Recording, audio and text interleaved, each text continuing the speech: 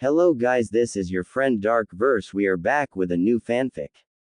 Which is what if Naruto built an unstoppable harem with Hinata, Anko, Ino, Fem Kyūbi and Fem Haku, Part 2.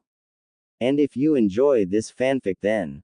Slowly Naruto put his hand on Anko's shoulder and shook her. Come on hubby Haim, it's time to get up to get ready for the academy. Anko's face scrunched up as she buried her face into Naruto's hard chest, mumbling, I don't want to. Naruto smirked at his girlfriend's antics, as he ran his hand through her hair. Come on hubby Haim, it will be fun, we get to destroy some gakis, he said in a sing-song voice, that sent a shiver down Anko's spine in a good way. She looked up into his blue eyes. Can I feed them to my snakes? She asked, licking her lips. Naruto shook his head, sadly no Haim, but you can threaten them with that and watch as they piss themselves in fear, and I suppose a little scratch or two to put the fear in them wouldn't hurt. Anko pouted hearing that she couldn't feed her snakes the gakis, but smiled thinking she could at least have a little fun, that her boyfriend would let her.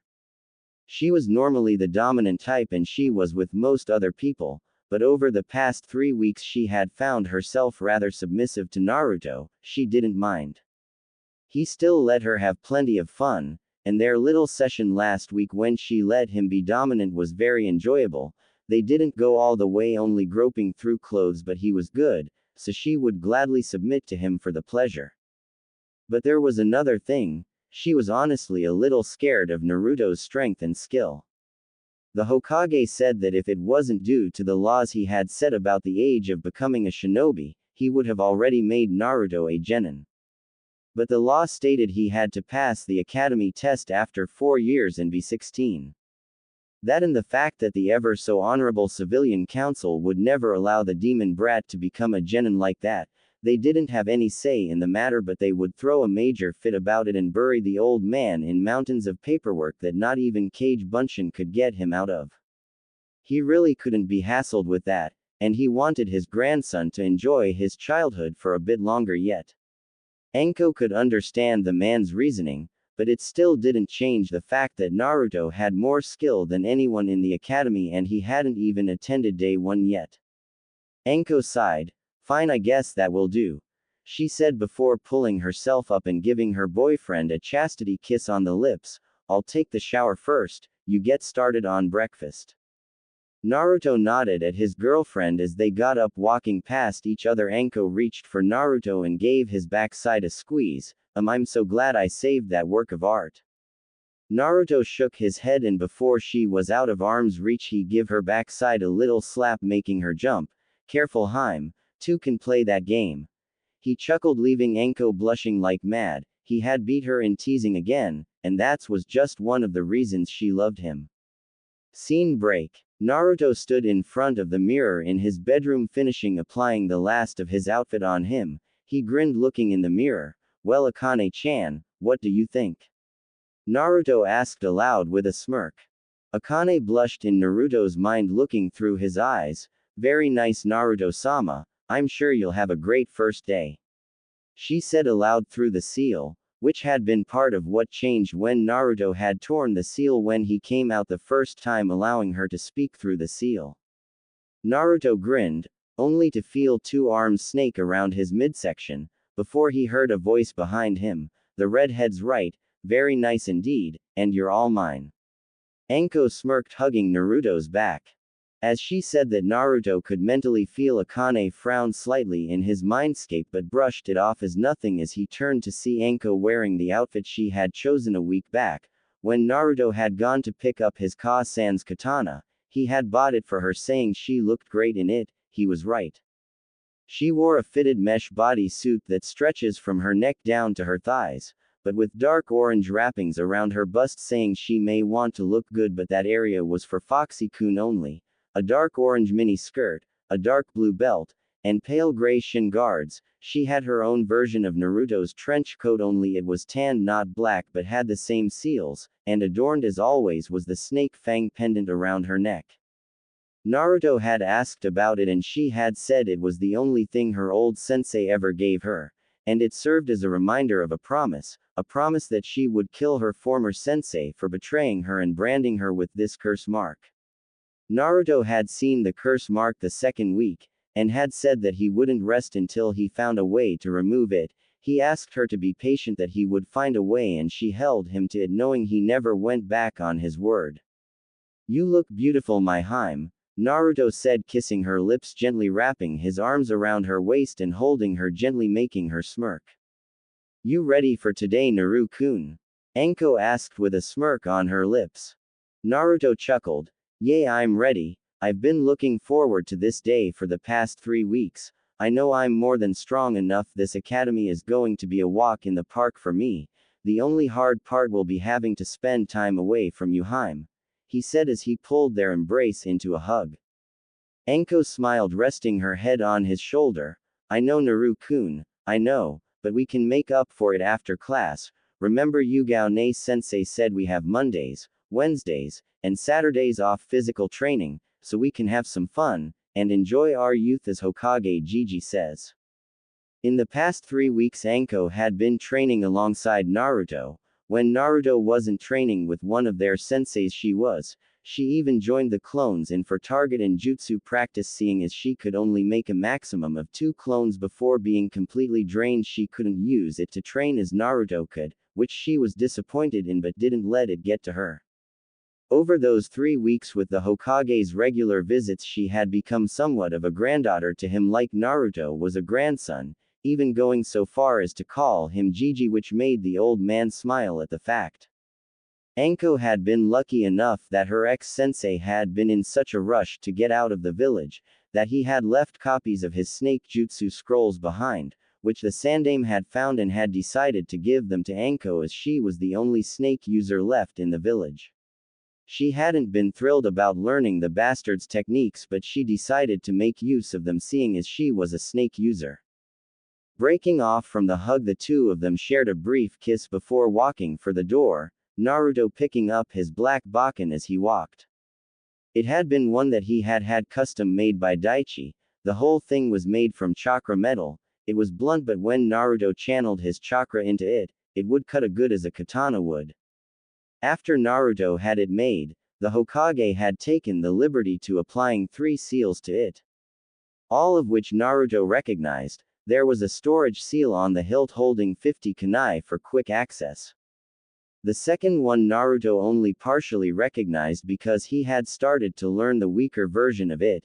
It was a strengthening and reinforcement seal that provided SS plus rank protection, meaning that it would be strong enough to take a hell of a lot of damage and still not even chip.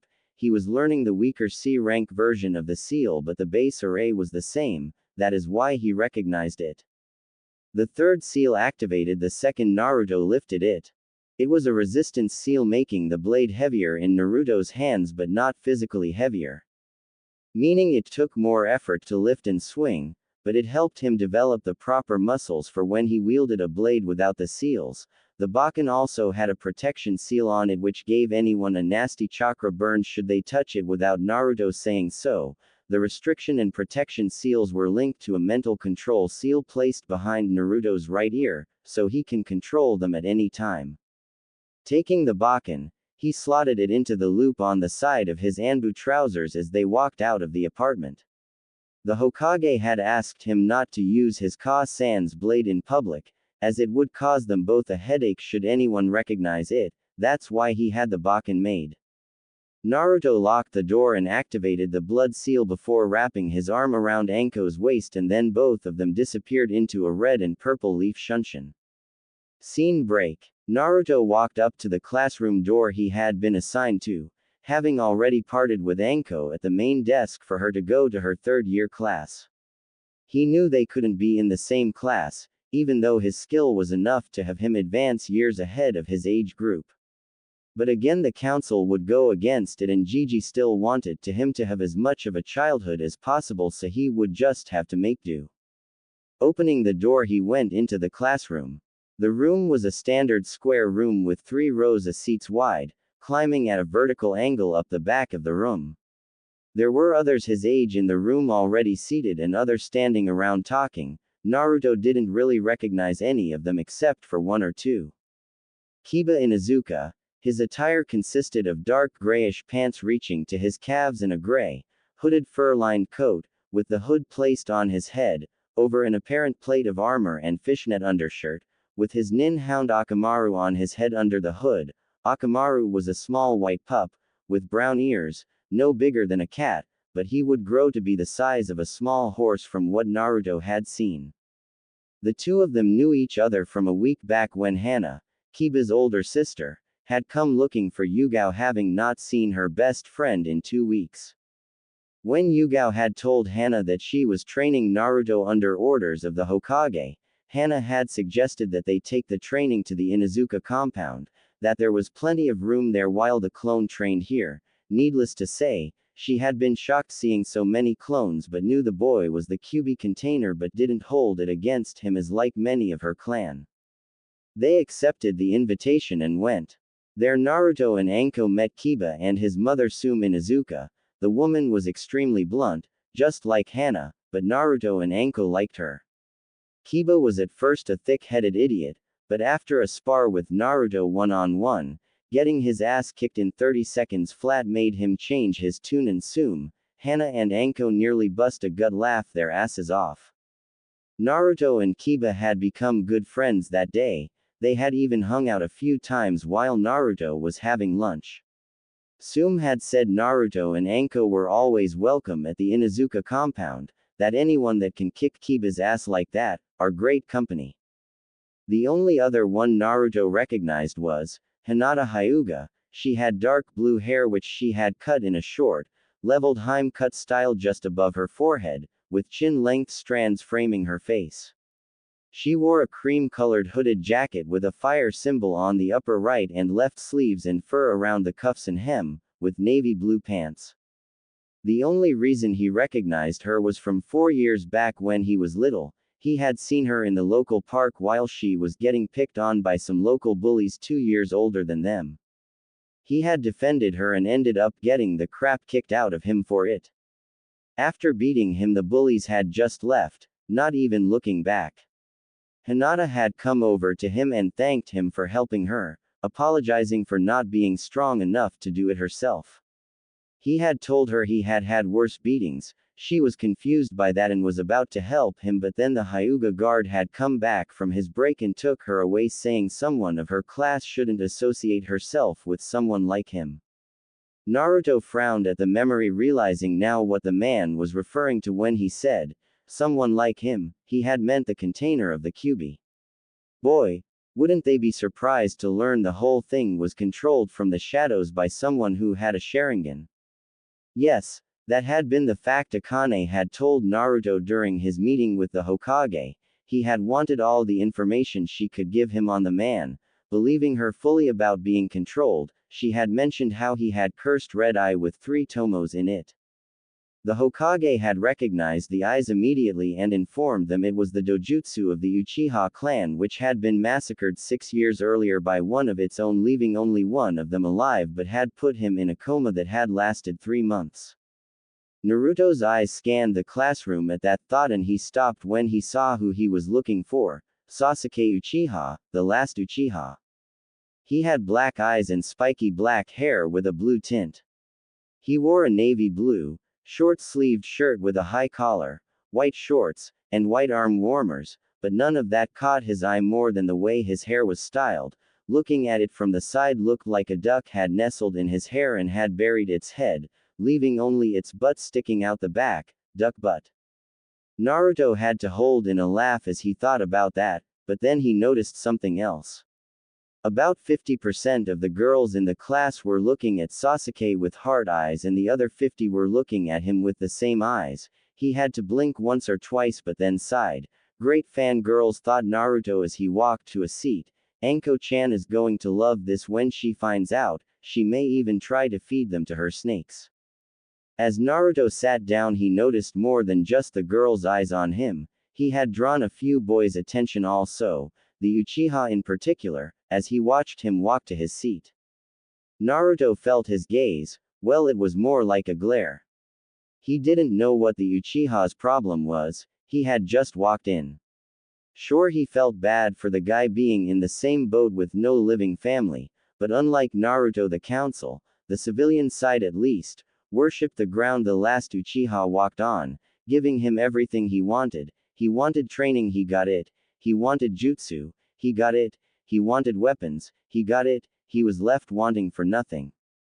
The Hokage had explained that they did it to keep him happy so he wouldn't leave the village and take his clan dojutsu with him. Some wanted him to marry their daughters so they could have a piece of the large Uchiha fortune. Yes, the old man had explained the Clan Restoration Act to Naruto after he had read about it one of those days his clones were studying the village's laws. It allowed the last member of a clan to take on multiple spouses to restore said clan. It worked well for the last males of the clan, but the females were turned into breeding stock if that was the case. But that was the way of the world they lived in. Naruto had been explained that he would fall under the act as the last member of the Uzumaki clan and that he would have to take on multiple wives when he became a shinobi, 5 at the minimum. Anko had been annoyed at that point and was actually ready to castrate the old man for the fact, but Naruto had calmed her down and told her no matter what he would always love her. She had settled after that, and accepted the way things were, and she was willing to share considering she got a say in who the wives were. Naruto had agreed, knowing that was the only way they would both be happy. Now Naruto sat being eyed like a piece of meat in a lion's den, but the fact he was the last of a clan was still secret. Naruto could only begin to imagine what it would be like when it became public knowledge that he could take on 5+ wives. He would be eaten alive, and not in a fun way. Sighing again, he shook his head just as he heard the door to the classroom opening again. In walked a man of average height and build with brown hair tied back in a ponytail, dark eyes and a scar that ran across the bridge of his nose, wearing the standard Konoha shinobi outfit complete with forehead protector, sandals, and flak jacket. His sleeves were also rolled up about 1/4 the way up his arms. He walked to the front of the room and the other students took that as their hint to take their seats. As they did, the second man walked into the room. He wore the same clothing as the first man, but he had white shoulder-length hair with a slight hint of blue to it and green eyes, with pale perfect skin. Naruto smirked looking at both of them. Well, you can easily tell the one with the scars has had more experience than the one with perfect skin and conditioned silver hair. The one with the scar spoke first. Good morning, welcome to your first day as academy students. My name is Iruka Yumino, and this is my assistant Mizuki. For the next 4 years, we will be your instructors in all things shinobi related. Now, since this is the first day, we will be having a class tournament to set the baseline and class rankings, which will be changing throughout your 4 years here. We will be having a kunai and shuriken throwing tournament at the school range and a taijutsu tournament out on the school practice field. But first we will be going to have a demonstration period, to give some of you the chance to show off a little, but first, roll call. Iruka finished as he lifted the paperboard off his desk as he cleared his throat. Shino Aburame. Present, came a voice over Naruto's shoulder. Naruto casually glanced at the boy. He was fair-skinned from what Naruto could see, that is, he had dark, bushy, brown hair and dark, narrow eyes, wearing a pair of dark sunglasses and a sea green jacket with a high, upturned collar. Naruto knew of the Aburame clan. The clans of Konoha were in some of the books his clones read. The Aburame clan was one of the 4 noble clans of Konohagakure. At birth, members of the clan were offered to several special breeds of insects as a nest, residing just under their host's skin. These insects will then live in symbiosis with their host from that point on. Because of this, its members are characterized by their use of insects as weapons. The whole process seemed rather disturbing to Naruto, but he wasn't one to judge. One other thing to mention, the entire clan barely spoke, though when they did speak they were highly intelligent, often well versed in politics and matters of the like. Iruka gave a nod. Choji Akamichi. Munch here. Munch, came a voice on the other side of Naruto. Doing the same, he glanced to see the source. The source was a plump boy who wore black shorts, a long white scarf, a short-sleeved, green haori, over a light green shirt with the kanji for food, shi, on it, small, hoop earrings, and his legs and forearms were wrapped in bandages. His forehead protector was styled in a manner that allowed 2 tufts of brown hair to poke out at each side. He was also stuffing his face with potato crisps in the middle of class. The Akamichi were one of the other clans of Konoha. Members of the clan possessed great physical strength and were able to quickly convert calories into chakra, which they then use in their various secret techniques. Most of these techniques rapidly consume the user's chakra during use, and maintaining them during a prolonged battle can be tiring. For this reason, the Akamichi have high chakra levels and eat a lot in order to build up or replenish their chakra reserves. One of the key things you should never do is call an Akamichi fat. It will never end well for that person. Uruka sighed, please keep the eating for lunch and break. Sakura Haruno. Present. Came a girl's voice from the far side of the room. Naruto turned his gaze to it for a brief second. It was a girl with bright pink long hair down past her shoulders. She wore a red kipao dress with white circular designs, with short sleeves and zipper, tight dark green bike shorts, standard ninja sandals. Seeing the pink hair and hearing the name Haruno told Naruto all he needed to know. Haruno was a civilian family name, not a shinobi clan, though they have been trying for that status for years. Though to be even considered you have to have a shinobi in the family and they had none, though not from a lack of trying. Mebuki Haruno, Sakura's mother was on the civilian council and if what the Hokage had told him about her mother was anything to go by, she would be a pain in the ear. Uruka nodded. Hinata Hyuga. P. Present, stuttered Hinata. Uruka smiled lightly. Kiba Inuzuka. Here, called Kiba. Both Kiba and Naruto exchanged glances and nods of respect as friends. Following the list, Uruka called the next name, Shikamaru Nara. Here, came a lazy voice. Naruto just shook his head and glanced at the lazy genius. His attire was rather plain, consisting of a green-lined mesh t-shirt under a short-sleeved gray jacket with green edges, adorned on both the sleeves and the back with a circle with a line through it. Naruto had seen him around also, mostly cloud-watching or beating older shinobi at shogi. You'd think they'd know never to challenge a member of Konoha's smartest clans to a strategy game. It was because of its strategic value that Naruto had had his clones read every guide and book of the game they could find and learn the game back to front. He was going to be asking Yugao-sensei and Hayate-sensei if he could add it to his training schedule for strategy and planning purposes, and assign 50 or so clones to it. The Nara clan were hailed as the smartest clan in Konoha for many reasons, one being their in-depth knowledge of the forests, grasslands and wildlife, mainly the Nara deer or Raikumaru, which inhabit the Nara forest.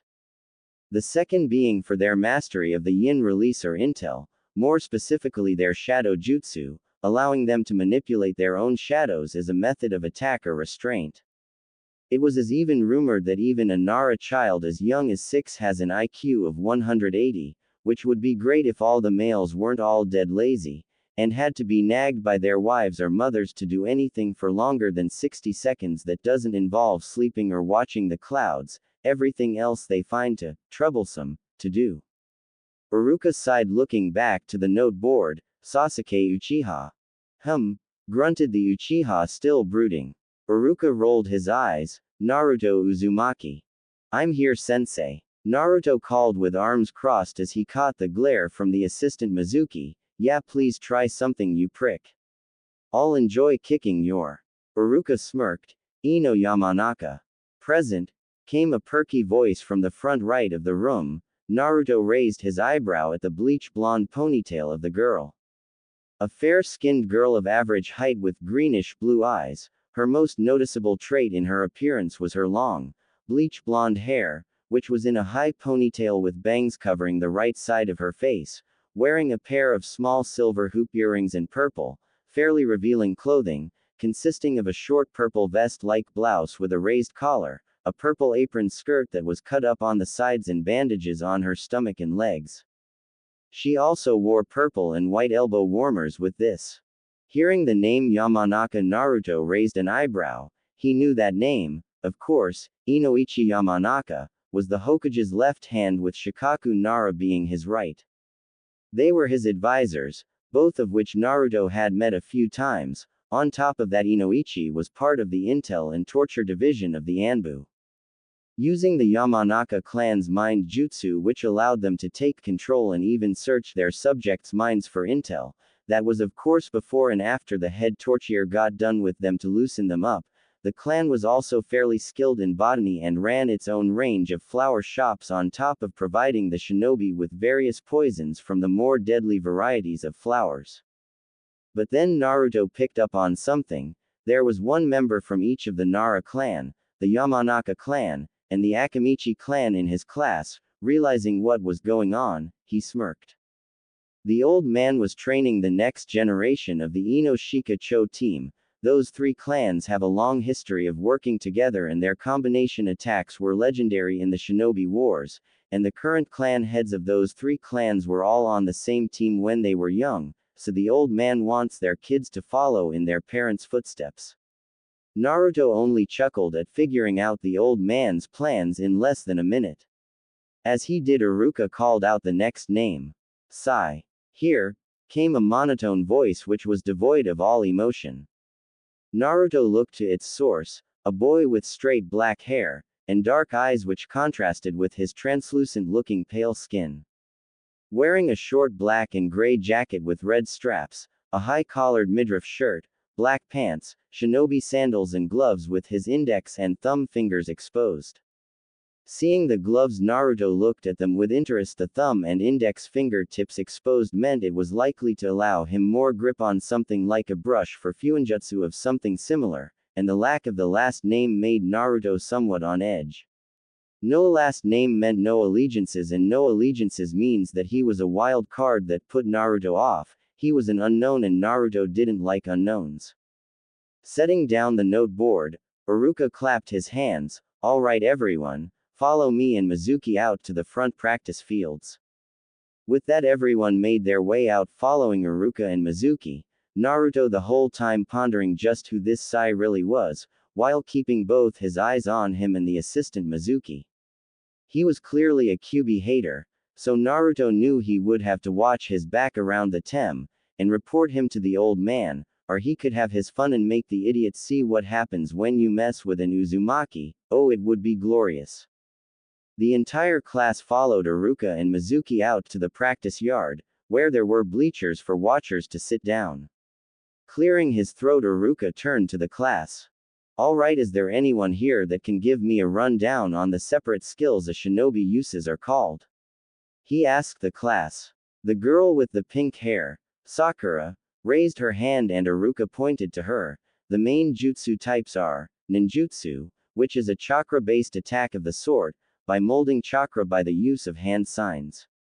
An extension of this is genjutsu, which is an illusion that traps the target in an illusion they think is real for a period of time by deceiving all five of the senses. Then there's taijutsu, which is the physical hand-to-hand combat part. Iruka smiles and nodded. Very good, Sakura, that's. Iruka was about to finish when he saw Naruto's hand go up. Something to add, Naruto? Naruto nodded. Hi sensei. Haruno-san's explanation was correct, but was only a partial explanation of the skills a shinobi can possess. Adding to Haruno-san's explanation, ninjutsu as well as genjutsu can be divided into separate classes rating the skill required to use them. Like shinobi missions, they follow the same ranking system, but with the addition of E for the academy level techniques such as Bunshin, Henge and Kawarimi. The most difficult being that of the S rank level. Furthermore, they can also be divided up into their elements such as Kaden, fire release, futon, wind release, raiden, lightning release, doden, earth release and suiden, water release. In addition to that, those with the correct Kekkei Genkei or bloodline limit can merge two or more elements to create sub-elements, such as the merging of suiden, water release and futon, wind release to form hyoten, ice release, or doden, earth release and suiden, water release to create mokuten, wood release. As there are too many of them to mention, I will leave ninjutsu off there and expand further on taijutsu. Haruno-san was correct that it is the physical hand-to-hand part of the shinobi's skill set. She neglected to expand on its other parts such as bukijutsu, weapon techniques, which entail the use of any handheld weapons in combat.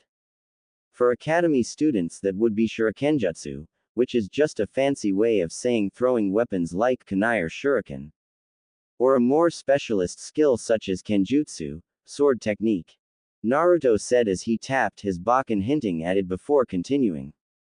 Then there's tessenjutsu, the use of fans that is practiced in Suna, with their high wind affinity rates, Kyūjutsu, the use of bow and arrows for long-range combat, Kusarigamejutsu, chain sickle techniques, practiced by Hanzo of the Salamander who defeated and spared the 3 Sannin in the Third Shinobi War, Kayakujutsu, using explosives to fight, and finally Bojutsu, staff techniques which is practiced by the Sarutobi clan or more specifically Sandaime Sama. Then there are the less practiced skills such as Fuinjutsu, seal techniques, which the Yondaime was famous for as well as another clan lost to time. Everyone heard that clan reference and was curious as to who he was referring to, but he continued before they could ask. From it, you can expand to its less attractive side of Jujutsu, which means curse techniques, but they fall under the category of Kinjutsu, which means forbidden techniques. The only ones allowed to use them are the ones given permission to do so by the Kage of their village, in our case the Hokage.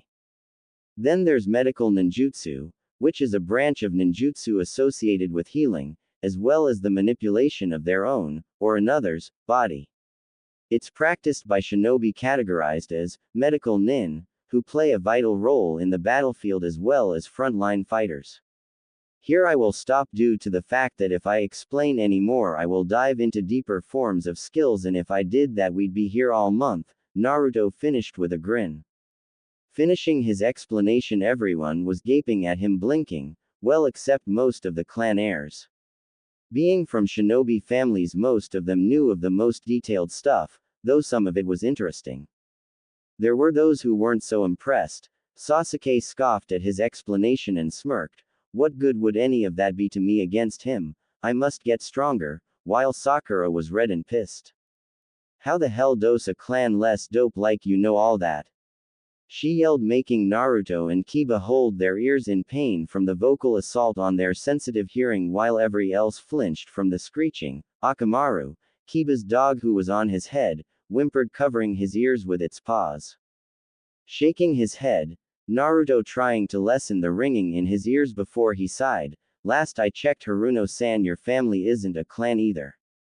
While I don't even have a family, being an orphan, I do however spend a lot of time at the library reading when I'm not training. As I gestured to my baken, I study kenjutsu, and also fuinjutsu as 2 of my shinobi skills, so I knew about them already.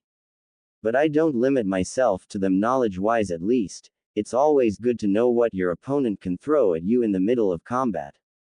Iruka nodded at Naruto's line of thinking, impressed that he had so much knowledge and it only his first day, while Mizuki could only glare. What the hell?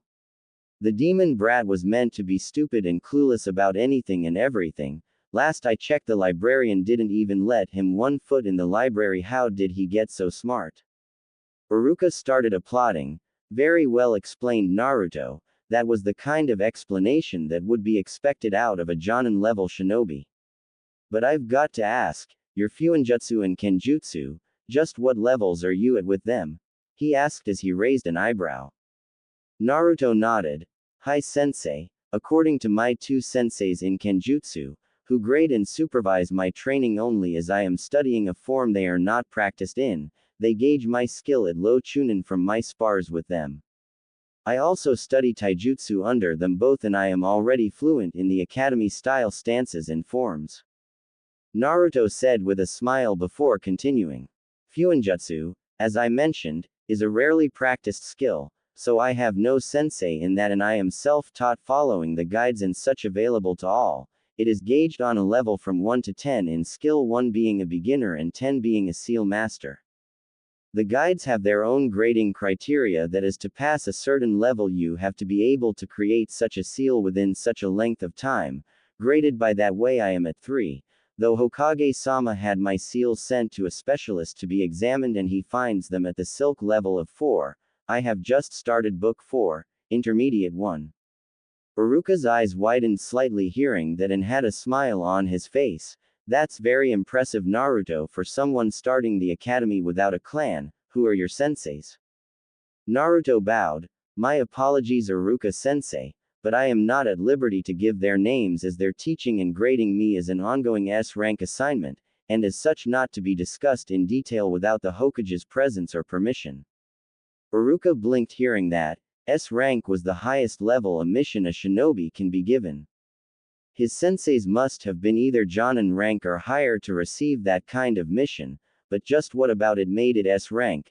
Teaching a single student couldn't be any higher than a C or B rank mission, C being the more likely, unless the Hokage wanted to give the senseis a way to hide their identities to avoid threats to stop, and given that Naruto was the container of the Kyūbi, that was more than likely.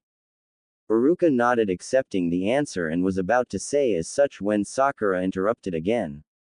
What a load of rubbish. Why would the Hokage assign a clan-less orphan dope like you to sensei before you even joined the academy? Stop lying. If anyone should have, that is Sasuke-kun. She screeched. Again everyone winced from the loud screeching. Naruto and Kiba held their ears again. Akamaru followed suit, wincing in pain. Shaking his head again, Naruto now had a splitting headache, and it wasn't even lunchtime yet. I have no reason to lie, Haruno-san, nor did I. You are more than welcome to ask Hokage-sama of the existence of such an assignment to prove that, and might I request for the sake of mine and the rest of the class's hearing that you stop yelling. We are in training to be shinobi, we are meant to be quiet, he said calmly, before fixing her with a glare, and call me that again and you will find out just what a clan-less orphan dope can do to you faster than you can blink. The glare made her shiver, and the threat and the tone it was made in made everyone bar Uruka. Mizuki and Sasuke gulp, scared slightly. Uruka raised an eyebrow at the threat, while both Mizuki and Sasuke had the same through, yay right. Uruka cleared his throat to get everyone's attention. That's enough, now let's get back to events. Can anyone here perform any jutsu, any at all? Two hands raised up. Naruto and Sasuke both looked at each other. Sasuke had a look of surprise, not expecting someone not from a clan to know jutsu, but brushed it off, thinking it was just something small nowhere near what he could do. Seeing both boys raise their hands, Uruka nodded, not shocked that Naruto knew a jutsu given that he had training. He was bound to have been taught something and was interested to see what the blonde could do. Alright then, Sasuke, you can go first. If it's an offensive jutsu, aim it down range at the target. If not, then step out where everyone can see and have at it. Sasuke nodded and walked up to the firing line and shot through several hand signs while taking a deep breath, before calling his attack, Kaden. Gokaku no Jutsu, Fire Release. Great Fireball, as a fireball the size of a large dog shot down range before engulfing the target dummy and catching it on fire. Mizuki quickly put it out with a bucket of water. Uruka nodded. About what you would expect from a Uchiha, a high fire affinity, he shows promise. Seeing the jutsu have, the class broke out chanting Sasuke's praise, the Sasuke Uchiha fangirls. Sakura being the loudest of them all. Woooo, that's it Sasuke, there no way Naruto Baka can beat that. She got multiple glares from the non-cheering side of the room, obviously. The Naruto fangirls all glaring bullets at her for calling Naruto that and insulting him earlier. Naruto rubbed his brow, his headache growing even worse. Uruka-sensei, are we allowed to perform multiple techniques if we know them, and they won't be shown in the other tournaments? He asked. Uruka thought for a moment, before nodding. I don't see why not. I assume you want to show off some of your kenjutsu and fuinjutsu as well as your ninjutsu. Naruto nodded. Also, I would ask that you order that the fuinjutsu part not be removed until the end of class, as I can guarantee that it will be of benefit to everyone in the class. Uruka nodded again. Very well Naruto, if I think it will be of benefit then it won't be removed until the end of the day, and if that is the case I will ask that you use it daily for our classes then. Naruto smiled. That's alright sensei. The seal I'm going to be demonstrating can be activated and deactivated remotely, he said as he reached into the storage seal on the inside of his trench coat and pulling out a bottle of chakra ink and a brush. Dipping the brush in the ink for a split second, the blonde then disappeared, making everyone look around trying to find him. Suddenly a loud "eep" came from Sakura as she turned around, finding Naruto grinning at her. She put her hand to the back of her neck and blinked when she felt something. She was about to yell when Naruto raised his hands in a ram sign and channeled chakra into the seal.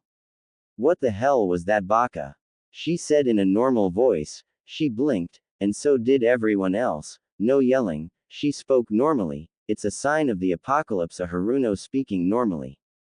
Naruto smiled. That's better, isn't it? And to answer your question, Haruno-san, I have applied a simple volume control seal to the back of your neck, just behind where the voice box would be located.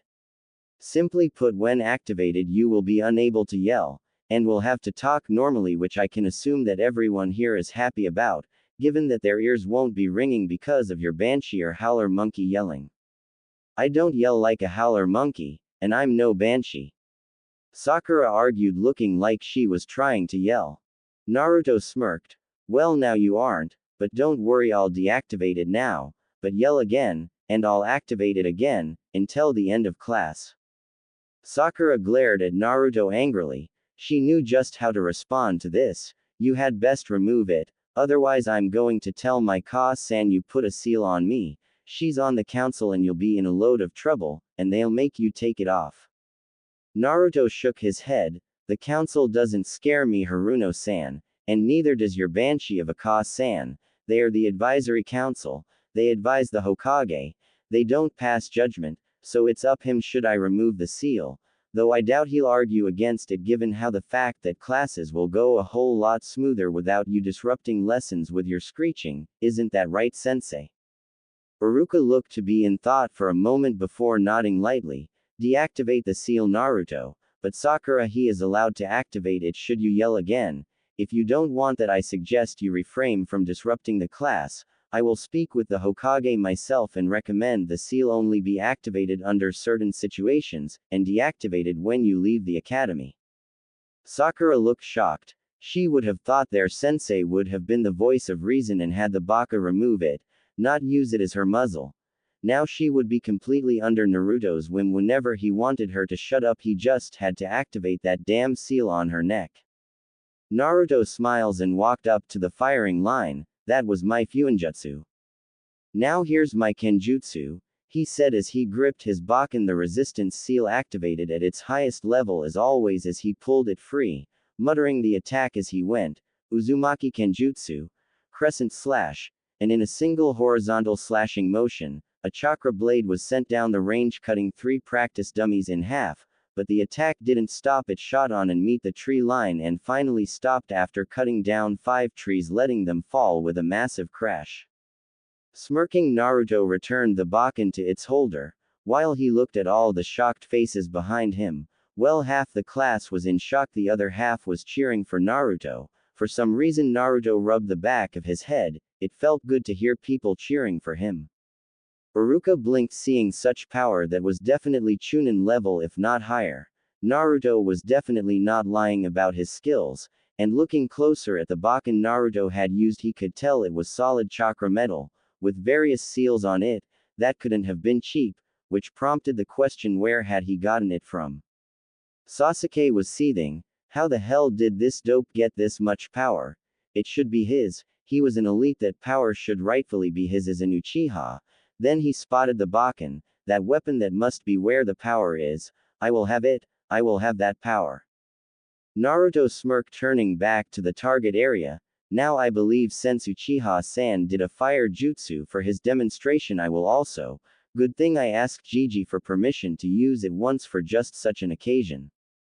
Naruto drew back his hands as he focused his chakra into them, remembering his training. He had created an extra 300 clones, after his first demonstration of the jutsu, and he and them had spent the rest of that day refining it and getting it under control by firing the attacks into the air. He had mastered it to an extent that something really cool happened when he was preparing to attack.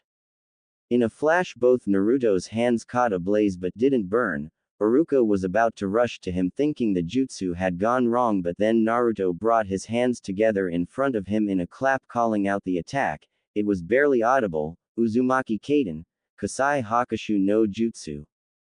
Both hands met and an explosion of flame streamed out of them. The flames were so intense the rest of the class had to shield their eyes. Compared to the demonstration a few days earlier, Naruto had refined the attack a lot. The stream of flame was much more controlled and narrowed, as well as being hotter, meaning it scorched the grass beneath it after a single second. Naruto kept the attack going for several seconds before canceling it to view the results. A line of scorched grass and earth stretched down the firing lane, and at the bottom was the remains of the target dummy, now charcoal. This time, there wasn't an applause, there wasn't even a "what the hell?" It was just stunned awe and shock at what they had just witnessed, that continued on for a few seconds before Iruka snapped himself out of it. Naruto, what jutsu was that you just used? I've never seen it before, he asked, now slightly scared where the boy had learned such an attack. Naruto grinned. It's called Kasai Hakushu, and according to Hokage-sama it is an A-ranked ninjutsu. I actually had to ask his permission yesterday to use it here. He forbid me from using it outside of training until I was genin, or it was a life or death situation. It's the only fire jutsu I currently possess. Hearing Naruto's explanation, Iruka officially had his mind blown. An academy student, a Nun clan member academy student, pulling off an A-ranked jutsu on his first day at the academy. Just what the hell kind of training has this boy's senseis been teaching him? Sasuke had his fists clenched in anger now. How the hell? That jutsu was 10 times as strong as his jutsu, and it had taken him weeks of practicing to get it where it was, and then this clan-less dope comes along and makes his work look like nothing. What the hell is going on here? The jutsu, that's got to be it. It makes sense, it's just a stronger jutsu than the one I'm learning. I'll just have to take it from him along with that weapon of his. With both them I'll become strong easily. I'm an Uchiha, all jutsu belongs to me and me alone. He was about to approach him then and there and demand them both, but suddenly half the class, Naruto fan club, from this moment on will be known as NFC, rushed Naruto cheering at his jutsu and how strong he was. They swarmed the young blonde while trampling right over Sasuke like he wasn't even there. But when they crowded him, the blonde disappeared in a swirl of red leaves, making them all fall flat on their faces. Both Iruka, Mizuki, Sasuke and everyone else saw this and looked around wondering what happened. Iruka blinked. Shunshin, that's a Chunin level jutsu that requires a high level of chakra control. How? Scratch that, I'm not even surprised anymore. Everyone was still looking around for Naruto. When they all heard someone clear their throats, they all looked to where it came from, and Naruto was sticking to the wall of the academy by his feet, looking down on all of them. Looking for me. Every member of the NFC had heart-shaped eyes, while Sasuke and Mizuki looked on, glaring at the boy who just seemed to get stronger and stronger. Iruka looked up at the boy. Naruto, come down, we're about to start the throwing tournament, he called up. Naruto nodded and pushed himself off the 2-story wall and did a mid-air somersault and channeled chakra into his legs to stick the landing with ease. Walking past, he and Kiba bro-fisted with a smirk. Nice one, dude. Kiba smirked at him, giving him a friendly slap on the back. Naruto grinned. Thanks, but just wait, you've seen nothing yet. Everyone retook their positions as Mizuki came out of one of the storage sheds carrying 6 crates of kunai and shuriken. Setting each down, the students were told to form into a line and their marks would be graded out at 10 shots. Each of the clan students went first. Shino threw his 10 and hit 6 of each. Choji threw his 10 and hit 5 of each. Kiba threw his 10 and hit 5 of each. Shikamaru threw his 10 and hit 6 of each. Ino threw her 10, hit 4 of each. Hinata threw her 10, hit 7 of each. Then Sasuke threw his 10, hitting 9 of the targets with a smirk. All the others from civilian families threw theirs, but none for more than 3 except for Sakura, who pulled out 4 matching Ino's 4, and the Enigma Sai hit 5 in each matching Kiba. Finally it was Naruto's turn to throw. Walking up, he lifted a single kunai and shuriken out of the crates like the others had, not wanting to use his own. As he did so, he closed the boxes, making Iruka raise an eyebrow. Naruto, don't you want to take the others out before you close them up? A few others snickered, thinking Naruto was an idiot. Guess who? Naruto simply smiled. No need to worry, sensei, 1 of each is all I need. Iruka was about to say something, but before he could, Naruto hurtles both projectiles down the range. As they flew, Iruka looked to Naruto and his eyes widened when he formed a hand sign. No way, he knows that jutsu. In 2 puffs of smoke, both kunai and shuriken multiplied into 10 and hit each of their targets dead on, the kunai embedding into the target's head, the shuriken into where their hearts would be. A perfect 10 for 10. The targets were only half the distance away that he was used to, and standing still, it was child's play for him. This, of course, got another round of cheers from the NFC and glares from Sasuke and Mizuki, who continued to glare as he walked down range to retrieve the kunai and shuriken thrown. Iruka cleared his throat again. Alright, it's time for the final part of today's events, the taijutsu tournament. You've all already been paired up, so follow me to the sparring ring and we'll begin. Everyone followed Iruka as he leads them to a raised ovular platform 10 centimeters off the ground with a white oval ring painted on it a meter in from the edge, the platform itself being 6 meters in diameter. The rounds have been arranged so you're fighting people with the same gender. It will be this way until you reach the 2nd year, where you will be expected to be able to have the skills to fight as equals. For fairness sake, now the first match will be. The tournament began. Each of the clan heirs faced civilian children in the first round. No surprise, they all won. Sakura even pulled out a win, and Naruto won in 2 hits, the final being a jab to the back of his opponent's neck when he overreached himself. Round 2 began with Shino versus Shikamaru. After 2 minutes, Shikamaru surrendered, saying it was too troublesome to continue. Round 2 was Kiba versus Choji. Kiba won by holding out longer than Choji and using his speed to dodge the big boned boy's attacks. Naruto had to fight another civilian student. This time, he simply hit him with a single punch, knocking his opponent out of the ring. Needless to say, the NFC was loving their idol winning his matches effortlessly. Sasuke had done the same, only his attack was a roundhouse kick to his opponent's head, knocking them out of the ring and knocking the boy unconscious. On the girl side, it had been Ino versus a civilian. Again, she barely pulled out a win, while it had been Sakura versus Hinata, and Hinata had decimated her with a flurry of punches, leaving the pink-haired girl on the ground twitching from the assault. She had been taken to the academy nurse for treatment along with the boy who had lost to Sasuke to check for a concussion. The third round with the boys had been Shino versus Sasuke. Shino put up his best defense, but after 3 blows he withdrew, claiming he was outmatched and taijutsu wasn't his strong point like the rest of his clan. Then it was Naruto and Kiba. The 2 grinned, facing each other in the ring. Kiba had let Akamaru sit this one out, wanting to spar with Naruto alone. The 2 went at each other ferociously, Naruto keeping up with Kiba fist for fist. Kick for kick. It was a mirror image. Actually, every time Kiba threw a punch, Naruto would swat it away. Every time he threw any attack, Naruto used the same appendage and moved to deflect it. After 10 minutes of continuous sparring, Kiba was beginning to lag, and Naruto took that as a sign to end the fight. In a burst of speed, he threw a punch at Kiba, aiming right for his solar plexus. Kiba saw it coming and put up his arms to defend in an X shape. The punch and Kiba's arms met, and the dog boy was pushed back a meter, flinching at the impact. Naruto was about to press the assault when Kiba raised his hand, calling his surrender, in a panting voice. Naruto stopped his fist mere centimeters away from Kiba's face. The dog boy gulped. Naruto removed his fish and held out his hand. Good fight, Kiba. Kiba sighed and took Naruto's hand. Yay, but you still kicked my ass, even when you're wearing those seals of yours, and kind of makes me feel like a chump. Naruto grinned. Sorry, it's not my fault that I kick so much.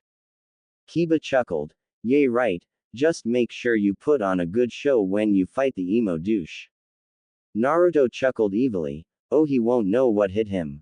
Kiba shivered slightly at the tone but nodded, grateful he wasn't the one in Naruto's firing line. He walked off stage getting a hand on the shoulder from Iruka, who knelt down to Kiba's level. What was that you two were talking about? What seals does Naruto have? He asked, concerned Naruto knew about the Kyūbi or worse had told Kiba. Kiba rubbed the back of his head. A restriction and set of weight seals. Naruto is always training with them, and making the rest of us look like chumps while doing it. Iruka sighed in relief that it wasn't the fox they were talking about, but then Iruka grew curious. Kiba, just how much weight is Naruto carrying? Kiba was about to answer, but Naruto spoke first. 50 pounds on each limb, 100 on my chest, and a level 2 restriction seal, sensei. Iruka looked at Naruto when he heard him. That was 300 pounds, 136 kg. And a restriction seal that would only make it harder for him to move. With that kind of pressure, he shouldn't even be standing up right now. That would be like 2 or 3 full-size adults on him while he's trying to push his way through a swamp up to his neck. And yet he was moving with ease. No one had yet to land a single blow. Sighing, Iruka merely accepted it, making a mental note to ask Lord Hokage what kind of training this boy's sensei put him through. It was time for the final matches of the tournament. Ino had fought her way to facing Hinata in the last match, and on the boys' side it was Naruto versus Sasuke. Sasuke walked up onto the platform and smirked. This is a joke. These no way a clan less dope like you could ever hope to defeat an Uchiha elite like me, he said in an arrogant tone. Naruto smirked, shaking his head. Oh, is that right, Uchiha-san? I'll just have to prove you wrong then, won't I? Sasuke glared at Naruto. Impossible, dope, you can't win. You will lose like all the rest. Sasuke's fan club was swooning over his words and cheering him on to beat the blonde baka for even thinking he was at the same level. The NFC, of course, was doing the same in reverse, calling for Naruto to beat the duck butt emo into the ground. Both boys glared at each other as Iruka came onto the stand and looked between them both. Sasuke fell into his clan's fighting style stance, the interceptor fist, a mix between a boxer's stance and a martial arts stance. Naruto recognized it, having read up on the different fighting styles in the library. The interceptor fist was a solid style built up over the decades of watching others' styles and coming up with counters along with adding parts of them to the style. The style was a formidable one, but without the Uchiha Sharingan, it was only half as good. Naruto dropped into a solid stance of the Academy Taijutsu style, the basic fist, showing he was ready to fight. Naruto had studied the Academy style. It was a basic style with basic moves. Its stances were, like the name suggested, basic, filled with plenty of holes, but it was only used for students to give them a solid foundation to build upon when learning another style. It basically shows them how to throw a punch without breaking their fingers, how to block and deflect successfully, how to stand and throw a powerful kick, how to dodge and duck from high blows, and how to interoperate movements to tell what your opponent is going to do next. Naruto had a good grasp of it, so he wasn't worried in this fight even with his seals on. Seeing the boys fall into their stances, Iruka raised his hand and dropped it. Begin. Both boys glared at each other as Sasuke lunged for Naruto with a high kick. Naruto brought his arm up and blocked the kick. Before pushing the boy back, Sasuke landed and used the momentum to swing round and do a heel sweep of Naruto's legs. Naruto saw it coming as well and moved his foot, adoringly blocking the sweep with the bottom of his foot, and hooked the boy's leg the moment after and threw him over himself, landing face first. Getting gasps of shock from Sasuke's fan club and cheers from his own, Naruto smirked as he retook his stance, as Sasuke shot at him again, pissed that he had let that happen, throwing a left hook at Naruto, who intercepts it, grabbing Sasuke's arm and used his own weight to slam the boy onto his back as Naruto moved off with a grin like he was having the time of his life. More cheers from Naruto's fan club. Even Kiba was cheering. Yay, get in there, Naruto, kick that pompous pricks. Naruto grinned, hearing that as an idea came into his head and he liked where it was going. Sasuke's world was starting to straighten up again after meeting the mat for the second time in the fight. This shouldn't be happening to him. How can some clanless dope do this to him, an Uchiha elite? He would beat him and make him pay for such an act. Using his legs, he pumped hard and threw himself onto his feet and turned to see Naruto in a different stance. It was like he was dancing on the spot. His entire body was moving, his legs stretching out behind him and his arms swaying wide as the boy kept moving. Then a thought crossed the Uchiha's mind. He was taunting him. That just pissed him off more as he rushed the blonde, but that was just what Naruto wanted. Pushing his weight to one side, Naruto swung his right foot around at Sasuke's head and blindsided the boy with the spinning kick that came out of nowhere, as it had just looked like Naruto had still been swaying. The kick connected with the side of Sasuke's jaw, knocking him out on his feet. But the kick didn't stop.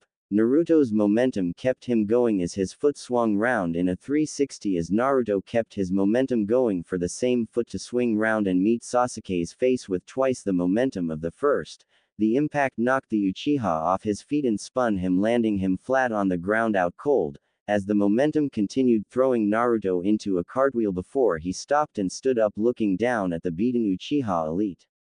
It was complete shock from the rest of the class. They had never seen a kick like that before, neither had either of the Chunin instructors. They had just assumed Naruto was messing around, but then he goes and pulls off a set of kicks like that with such force and speed behind them they would have been impossible to predict. Iruka quickly snapped out of it and called Naruto for the victory, which was followed by cheering from the NFC while booing from Sasuke's side. Naruto just stepped out of the ring and onto the ground. Mizuki went to check on Sasuke while Iruka went to Naruto. Naruto, that kick and stance wasn't part of any style I've seen before in the village or anywhere in the land of fire. What was that? It looked like you were dancing for a moment, a very weird dance at that. Iruka asked, confused. Naruto smiled. It's a style I started learning after I got the academy style down with my sensei. It's based on rhythm and very powerful kicks. As you just saw, the stance I was in was called Ginga. It's the basis stance of the style. Most don't take it seriously as they find it confusing since it looks much more like a rhythmic dance step than an orthodox static fighting stance. But that's how it works, using momentum for power. The only problem with the style is that it requires room to build up that power. So if Sasuke had gotten in close and fast, I would have been in trouble. But that's why I have the academy style down as well, for when my opponent does get close, I change styles and really throw them off. Iruka was caught off by this. He had never heard of such a style or stance. Naruto was definitely right. People wouldn't take the style seriously until they met one of its kicks like Sasuke just had. I take it each kick has a name. Then what was the one you hit Sasuke with then? Naruto nodded. That was one of the more advanced kicks. It was called Meia Lua de Compasso. It's a rotation kick that uses the momentum build up from the Ginga for strength. If learned to an extent, it can be built on like my one was for an additional set of kicks. I added one for extra measure, though one seemed to do the job. You never can be sure. Iruka nodded, understanding Naruto's reasoning. Very impressive, Naruto. I'm looking forward to seeing more of that style as you learn it.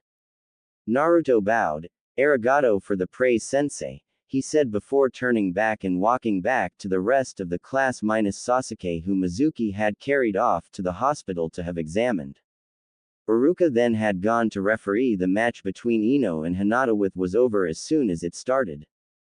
When Ino badmouthed Naruto, saying it must have been a fluke that Naruto beat Sasuke, Hinata saw red and knocked her out with a single strike, and Iruka called the fastest match in the academy's history, before dismissing them for lunch, saying the class positions would be given after. Naruto immediately took off with Kiba heading for Ichiraku's, knowing that Anko would be heading there also, and couldn't wait to tell her about everything that's happened so far. Boy, would she be laughing.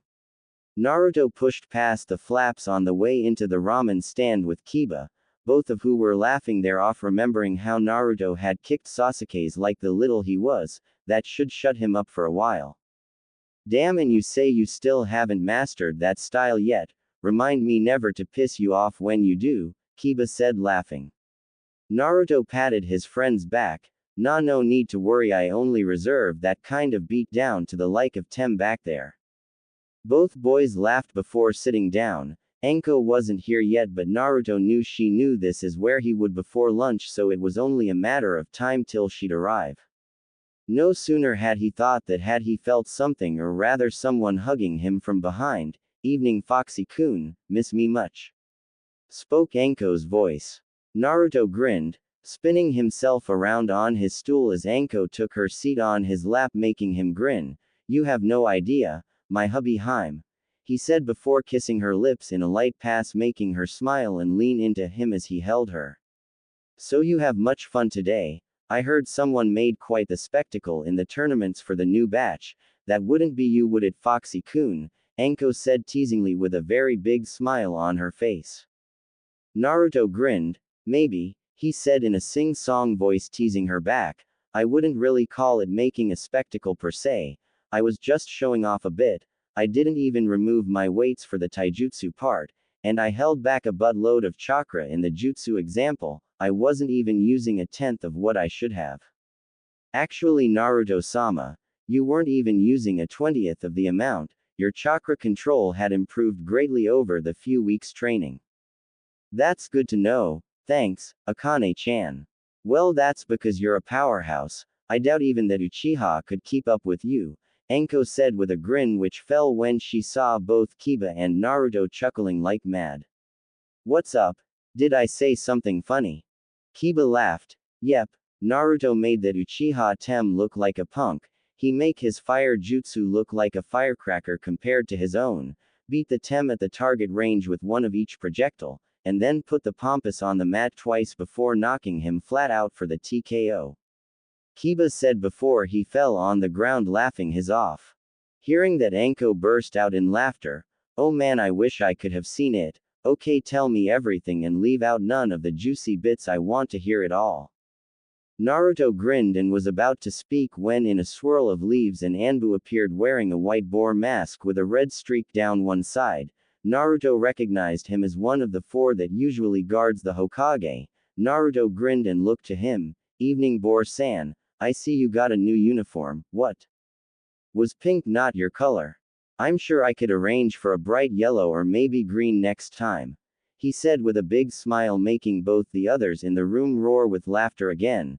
Naruto and Anko had told Kiba about how he had turned half the Anbu pink with one of his pranks, and Kiba still laughed picturing the sight. The Anbu paled behind his mask. Please don't, Uzumaki-san, and I'm here on urgent business. You have been summoned to appear before the council immediately. You are charged with 2 counts of assault and 1 count of theft. This got all 3 of their attentions. Not yet being shinobi meant that such charges held a lot more weight to them than if they were shinobi, and who was Naruto meant to have assaulted and stolen from. Slowly Naruto sighed before gesturing Anko off his lap. She gripped his hand and he smiled at her softly. It's alright, hubby Haim, I'll see to this and see you at home. Kiba, mind telling sensei I could be later to class than expected if this drags on? Kiba nodded at Naruto's request. Sure dude. Just fill me in on just what the hell's going on later. Naruto nodded, and looked to Anko before giving her another quick kiss, brushing her hair back out of her face. See you soon, my Haim, he smiled before stepping back and disappearing into a whirlwind of red leaves, making the Anbu blink behind his mask and quickly following him. Just then Tuki came out from the back. Oh hey you two, I thought Naruto would have been with you, he said, confused he wasn't seeing his favorite blonde customer. Kiba shook his head and Anko sighed. You just missed him, Tuki Oji-san, he was just summoned by the council on trumped-up charges. Tuki looked at her, gripping his wooden spoon more tightly as he gritted his teeth, growling slightly. Rat bastards, he muttered under his breath before looking back to the ramen pots and taking their orders. When Tuki went into the back to start to make their orders, Kiba looked to Anko and then a very evil idea crossed his mind. Hey Anko, I think there's something else you should know about class today. Anko looked to Kiba with a raised eyebrow. Like what? She asked curiously as to what it could mean. Scene break. Naruto appeared in the middle of the council chambers in his swirl of red leaves. causing many of the present counselors and clan heads to look at him. But a second later he felt a shiver go down his spine for an unknown reason, and then he gulped. I just got a very bad feeling a force is about to be unleashed on some poor academy students. Oh well, it's probably nothing. The room was a large and circular with a lowered middle flooring with a set of steps leading down. There were two curved tables on either side just before the steps behind which the counselors and clan heads sat on opposite sides. The tables were divided at both ends by a large gap. One side led to the large double doors into the council room, the other was the Hokage's chair. On the right side of the room was the easily recognizable civilian council, made up of the wealthier of the civilians, mostly those who run the market district, the banks, restaurants and other well-off the business of the sort. On the left were the clan heads, all of whom Naruto recognized. First from the Hokage's chair was top of the head of Shikaku Nara, Nara clan head, and father to Shikamaru Nara. He had two scars on the right side of his face which were probably his most noticeable feature. Like his son, he had dark hair tied up into a spiky ponytail, dark eyes as well as a goatee.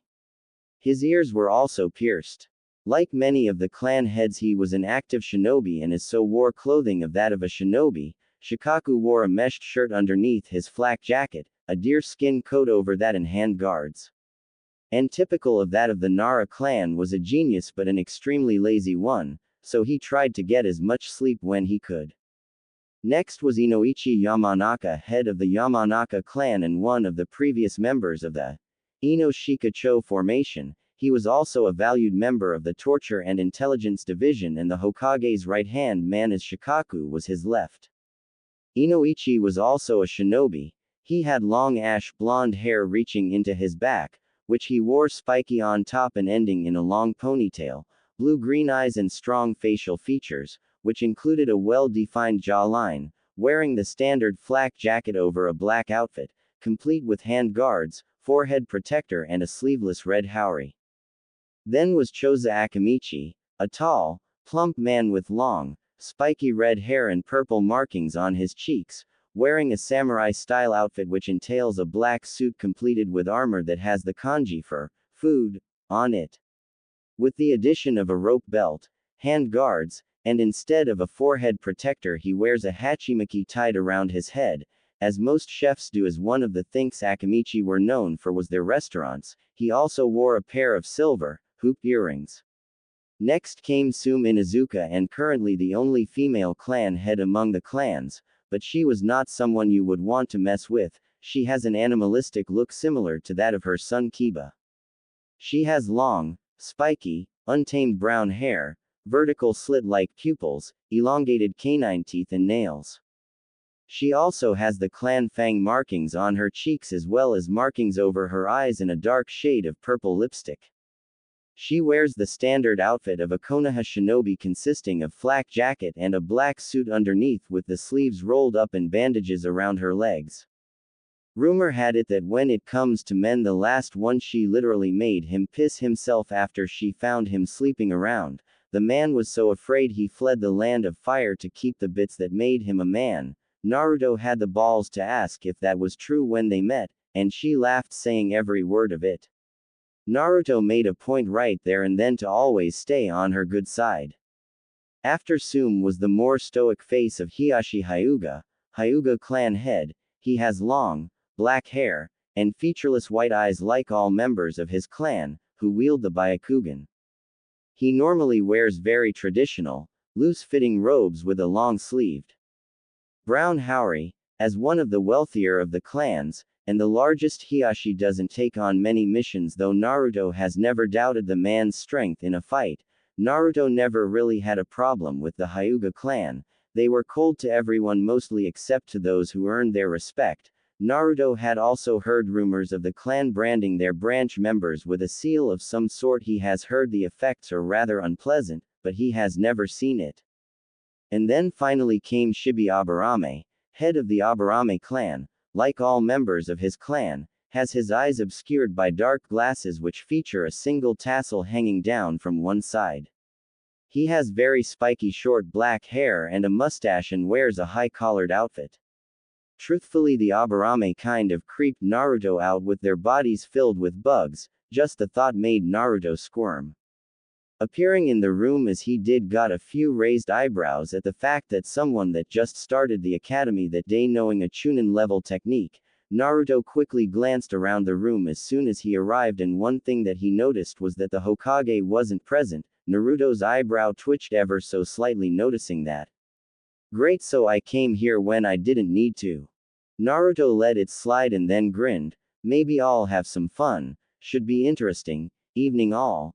Naruto said, grinning. So someone mind telling me why I was called away from my girlfriend when there was no need for me to even come? This got some raised eyebrows on the clan's head side, and Sum just chuckled, imagining Anko wouldn't take kindly to the interruption, while over on the civilian side they were livid. Brat, you would do well to show us the respect we deserve. We are the council and we should be treated with the utmost respect. Especially from low-class shit such as you. The clan heads all shook theirs, hearing their civilian counterparts rant and rave at the young blonde, who just crossed his arms. Naruto smirked a bit. Oh please, I respect those who have actually done something to earn it or hold a position of power that they don't abuse. Such as the clan heads and the Hokage, they have my respect, and who I answer to. I do not and will not answer to a bunch of decrepit old senile civilians who just because they believe they hold a grain of power in their hands believe they have the right to abuse it as such. You civilian counselors make me sick. How dare you, Anbu, kill this demon brat now, he cannot speak to us like this. Screeched a woman with long pink hair as she pointed at Naruto, eyes filled with rage.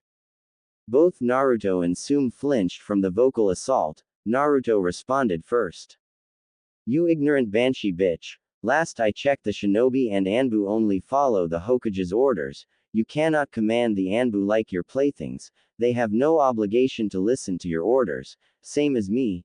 The only reason I came here was because I was told I was being brought up on charges of 2 counts of assault and 1 of theft, but seeing at the Hokage as the only one who can formally bring those charges against me, I see that I was misinformed, so care to explain why I was called here?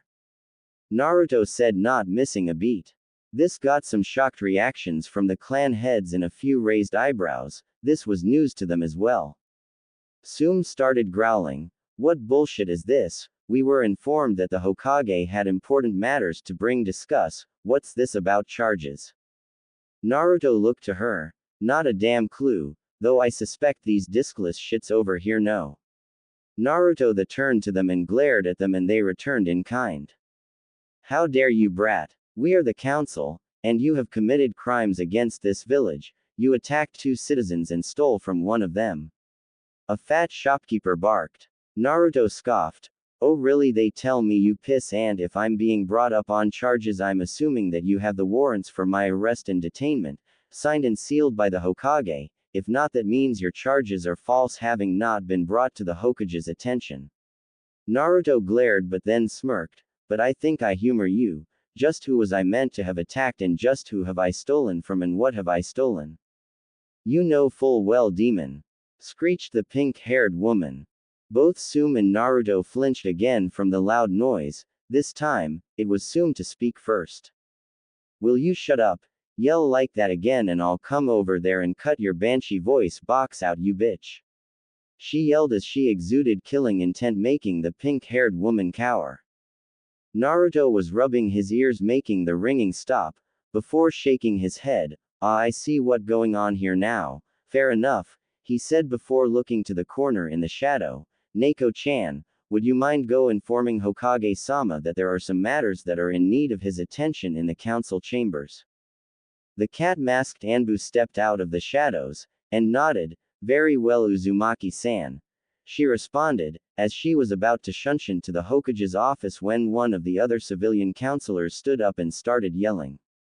Hey, how come you listen to what he says and not us, the council? There were a few hidden laughters coming from the shadows in the room and even a slight giggle from Neko before she responded.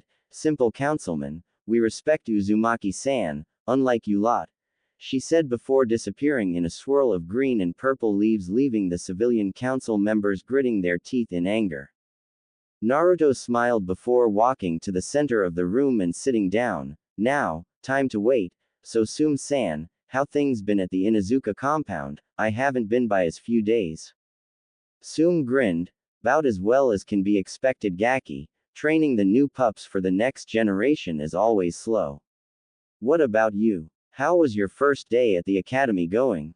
Naruto smirked before putting his hands behind his head and lying back on the ground. It was going great up until 15 minutes ago. We wrapped up the demonstration and tournament part of the day. Target practice was good, but they could do with increasing the target distance. I'm used to throwing twice the distance at moving targets.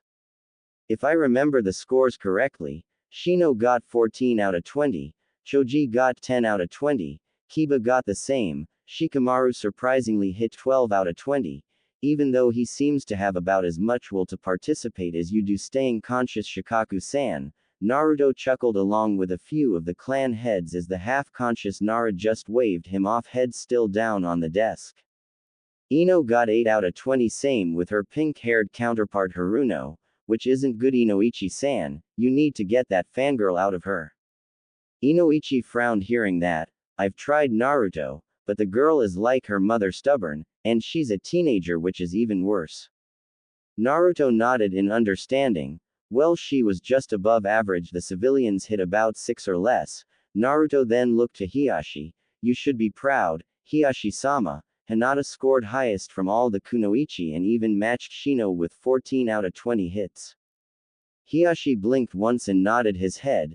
Thank you, Uzumaki-san. I will be sure to congratulate her, he said with a nearly unnoticeable smile tweaking his lips. Naruto saw it and smiled back before continuing.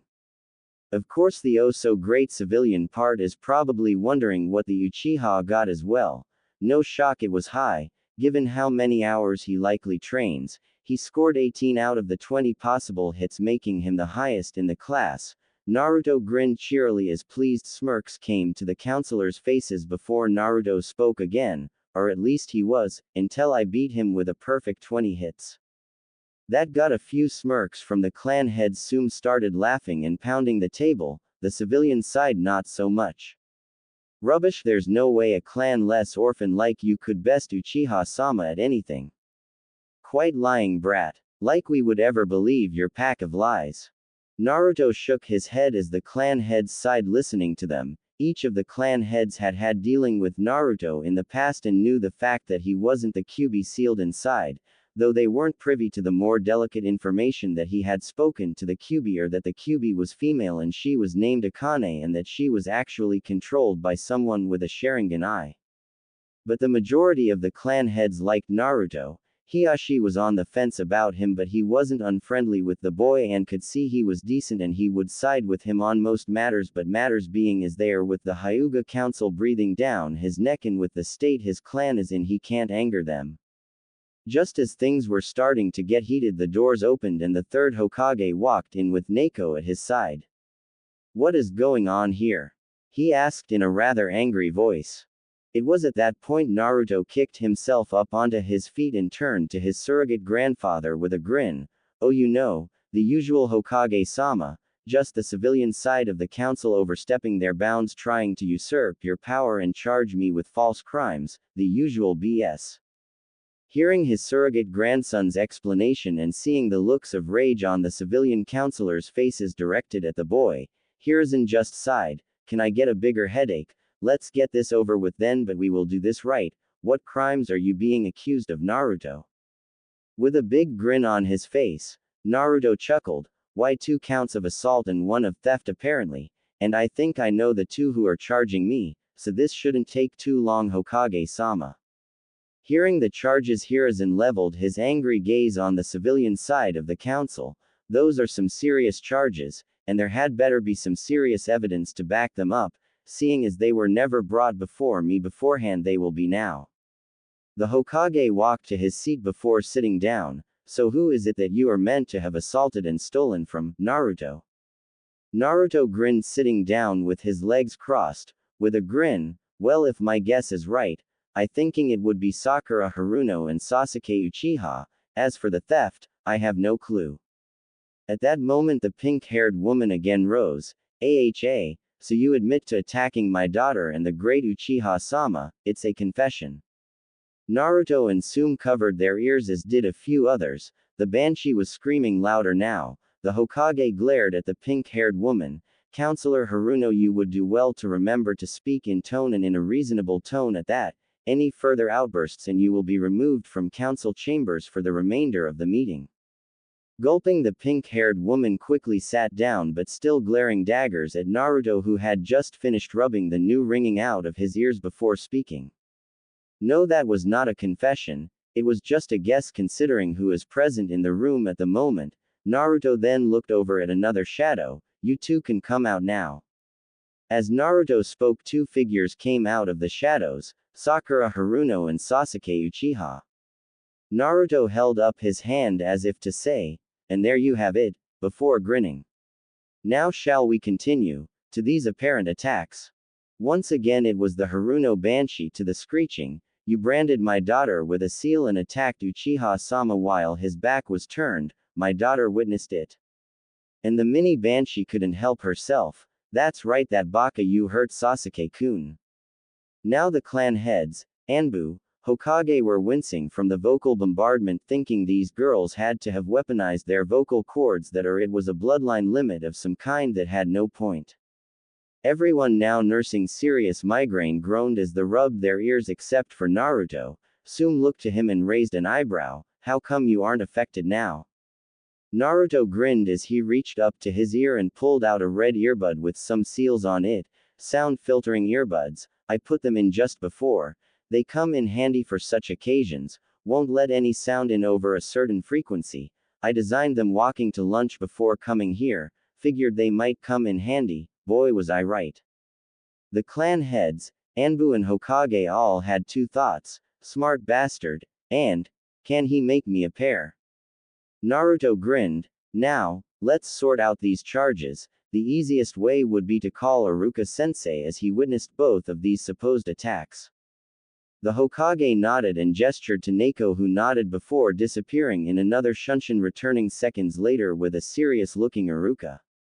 "Hello, Iruka-sensei. My apologies for dragging you away from class, but some matters have come up that we need you to clear up," Naruto said as he stood up. Iruka nodded and looked to the Hokage. "I will answer any questions given to me, Hokage-sama." The Hokage nodded in thanks. "Thank you, Iruka. Now Naruto here has been charged with multiple crimes. The two in question at the moment are 2 counts of assault, and Naruto believes you bore witness." Naruto nodded. "Iruka-sensei, did you see me apply a seal to the back of Sakura Haruno-san's neck during a demonstration of my skills earlier today?" Iruka nodded. "Yes, I did, along with the rest of the class. I was going to be seeing about meeting with Hokage-sama later today after class about arranging for it to be permanent until she leaves so as to benefit the entire class." This got a few blinks from the clan heads as to just what this seal was, if it benefited the class so much for the class sensei to ask for it to be made permanent for the girls' time at the academy. The Hokage stroked his beard for a second before chuckling. "Naruto, is the seal in question the one I am thinking of?" Naruto grinned. "Yes, it is. Gigi, if you would like, I would give a demonstration to the council as to how the seal was applied, though to make them feel safe I would ask that the ink is mixed with your chakra so as only you can activate it." The Hokage chuckled. "Very well, Naruto," he said as he gestured for the boy to come to him as he took out a kunai and pricked his finger as Naruto held out a bottle of plain ink catching the chakra-filled blood, before capping the bottle and shaking it to mix the two together as the Hokage healed the small cut with a small medical ninjutsu. Naruto then took out a brush and smiled. "Do I have your permission to apply the seal, Hokage-sama?" Hiruzen smiled. "Go right ahead, Naruto." Naruto smiled back as he dipped his brush into the ink and disappeared into a blur. Before anyone could react, the elder Haruno screamed as she felt something touch the back of her neck in shock. She turned quickly to see Naruto grinning at her before disappearing and reappearing in the center of the room again. "Seal had been applied, Hokage-sama, if you would." The Hokage nodded. and formed a hand sign just as the Haruno woman got up. How dare you touch me, filth! I will see you hang for this travesty, demon, you hear me, you. The Hokage channeled chakra, and just like that the seal activated. Will pay for this with your life, demon. The entirety of the room was silent for precisely 3 seconds after that, in shock at what had just occurred, but then the entire clan head side of the room broke out in celebration. Praise Kami, it's a miracle. The banshee has been silenced. No more screaming, the screaming has stopped, hallelujah. It's a gift from Kami-sama, praise the boy. Naruto had to sweat drop at seeing grown men weep with happiness, and seeing a few of them get up and dance was hysterical. Naruto even saw Hiruzen muttering a silent prayer of thanks which made him chuckle. Before the old man cleared his throat. Alright, that's enough, he said as the clan heads settled down. The seal applied to both women hold no threat to them, and I hereby order that they remain and only activated at certain times, such as when in meetings and at the academy. It will save many people's eardrums. Not screeching this time due to her seal, the older Haruno spoke. What? You can't do that. This has got to be a breach of mine and my daughter's rights. Hiruzen fixed her with a glare. May I remind you, Lady Haruno, that this is a dictatorship, not a democracy. I can do what I please. I wear the hat, not you. And as for your rights, what of the rest of our rights not to be deafened by your yelling? I believe speaking in the norm may be beneficial to all at those times when the seal is active, and to add to that, as the seal is non-attacking, there is no assault here, so that is one count of assault off the table. Naruto cleared his throat at that. You may as well strike the second count for the Uchiha as well. If it's the one that caused him to be treated at the hospital, it wasn't an attack, and it certainly wasn't when his back was turned. It was a sanctioned sparring match in the tournament for the first day, and how the younger Haruno-san can even testify to this count as confusing as she was in the medical office after being knocked out in her previous fight, so she wasn't even there to witness the rest. I'm sure you can verify this for me, Iruka-sensei. Iruka nodded to Naruto's request. Yes, I can. Sakura Haruno lost in the second round of the tournament when she faced Hinata Hyuga and was beaten in 10 seconds with an instantaneous blow, resulted in her being knocked out and taken for medical attention, and did not return for the remainder of the tournament. Naruto's and Sasuke's match was in the finals of the tournament, which lasted for 3 minutes, in which Sasuke met the mat twice in a row before Naruto switched fighting styles to confuse Sasuke and then delivered a set of kicks that knocked Sasuke out for the win. It was all witnessed and sanctioned. No assault took place. At this point, both Sasuke, Sakura and the civilian side were fixed with glares from the clan head side. Not only had they tried to pin phony charges on Naruto, they had done so around the Hokage's back and tried to do so with a false witness, which were bordering on crimes themselves. Had they actually succeeded, that was, unfortunately, there was no crime for the attempted part. Hiruzen finally sighed. With the overwhelming evidence against, this charge is dropped also. There was no assault here either. Now let's get on with this final count so we can get this meeting over with. Just what has Naruto stolen, and from who? At this point, an elderly woman on the Hokage's left side stood up.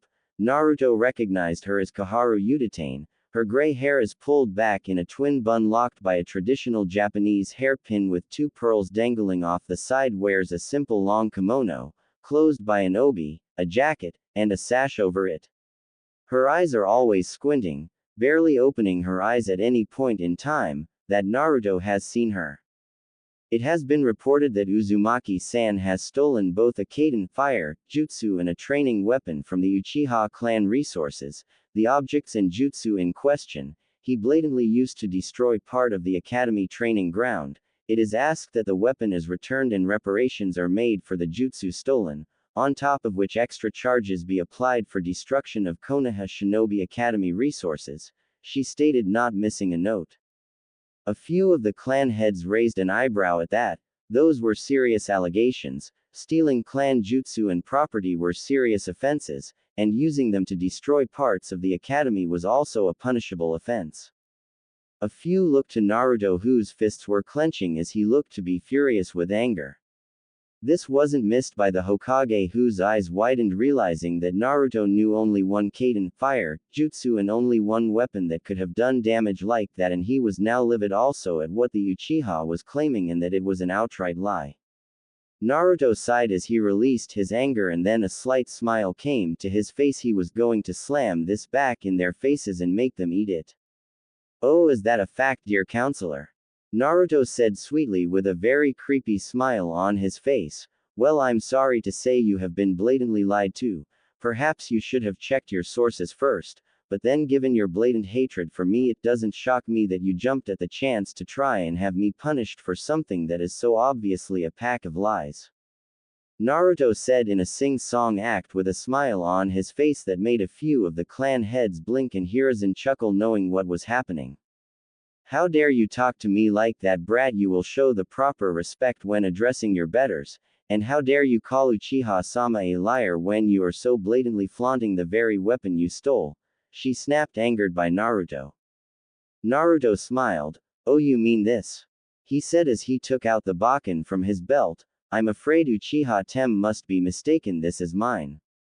"Liar. Such a weapon is obviously too powerful to belong to you and so must belong to Uchiha-sama," spoke the Haruno, who was desperately trying to yell. Naruto shrugged. "Well, perhaps I am wrong then," he said as he walked over and set the bakken on the table, swirling it like it weighed nothing. "How about this? If the Uchiha Tem can lift my bakken, he may have it." Naruto smiled. A few of the civilian counselors were grinning internally, thinking Naruto was a complete fool to give them this chance, as was Sasuke, who showed it outwardly. He would take the weapon and with it, its power, and then the council would have Naruto teach him that jutsu and he would be even stronger. Sasuke grinned, walking over and reaching out for the bakken on the table. He gripped it and went to lift, but as he did, he found the bakken didn't even budge. The thing weighed a literal ton. Sasuke took it in both hands and tried to lift. Nothing. He put his foot on the table, still nothing. He was pulling as hard as he could and still nothing. What the hell was going on? Sasuke kept pulling at the blade for the better part of 2 minutes, all the clan heads sweat dropping at the sight. Well, Sum was rolling on the ground laughing her off. Hiruzen couldn't help but smirk slightly, while all the civilian counselors looked on confused as to what was going on. After another 10 seconds, Naruto had enough and mentally removed his permission to allow Sasuke to tough the bakken, causing the practice blade to flare its stored chakra at the handle, throwing Sasuke back, his hands burned by the chakra.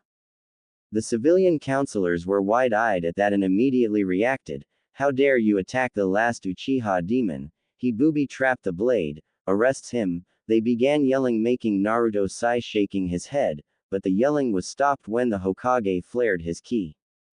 "That's enough." Naruto did nothing of the sort.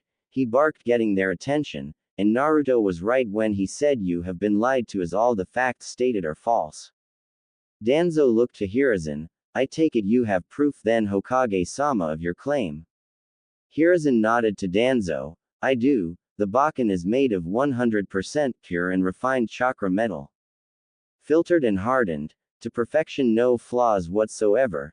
The entire process of refining the metal took 3 days and nights. The molding took another day and night before it was sharpened and polished for Naruto. He placed the order for it several days ago at Shinobi Arms, where Daichi Oshiro filled the order. Such a piece of craftsmanship cost 9,020,084 yen, which Daichi agreed to have paid off in weekly installments." A few of the clan heads blinked, hearing the process such a weapon would cost a lot, and the price was no shock to them, but what confused them was why Daichi would arrange for such a payment method, but none spoke up. So you don't have to convert. 9,020,084 yen is about 50,000 British pounds or 75,000 US dollars. I was there when he placed the order and picked it up. I was also the one to apply the seals onto the piece to better its performance. That bakken has no connection to the Uchiha clan whatsoever, and the claim that is complete rubbish." The civilian side of the council was completely furious. Not only had their plans been dashed, but their attempt to better the last Uchiha had been completely thrown on its head, but there was still the jutsu and the damage done to the training grounds. Koharu stood up. There is still the fact that he stole an Uchiha Kaiden fire jutsu and used it to destroy part of the academy training grounds for no good cause. Naruto chuckled at that statement. Another blatant lie. Honest, you people really need to try something new, or at least get better at lying.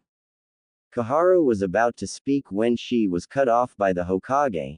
Naruto is right, he only possessed one Kaiden fire jutsu in his arsenal of jutsu, and it was not stolen. It was one of the 6 passed down to him as part of his parents' last wishes, and has no connection to the Uchiha clan either. Yet another lie. That statement got a few counselors' attention as Danzo spoke up.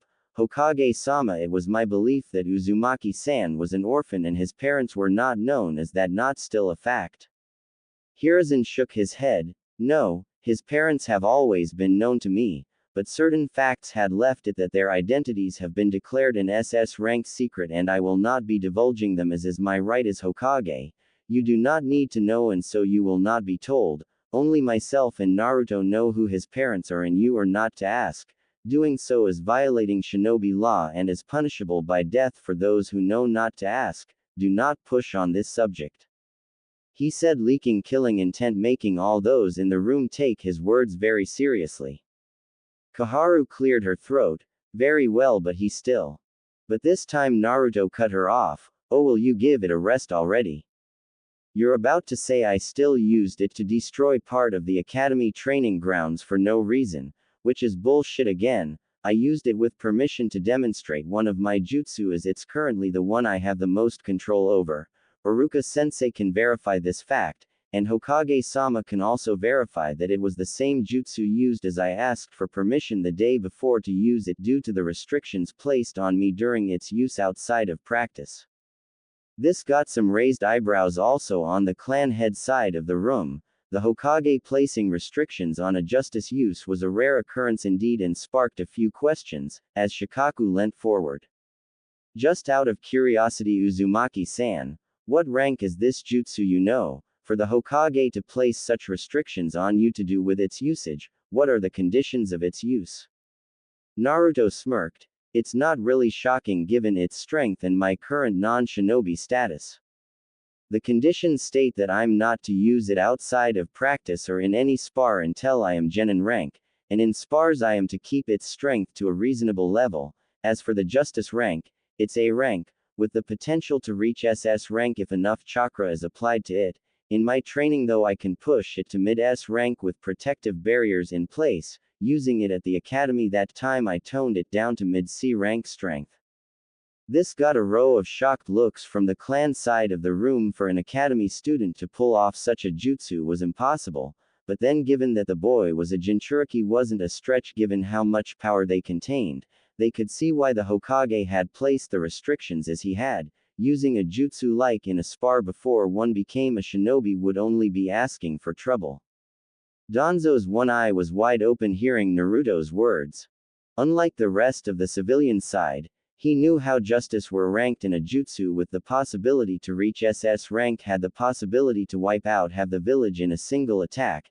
At first he was all for some of the council's plans to have that jutsu taught to the Uchiha to better the village, but given the Uchiha's state of mind and the fact the jutsu was that powerful, such an act would only endanger the village, but it still doesn't mean he couldn't learn more about it.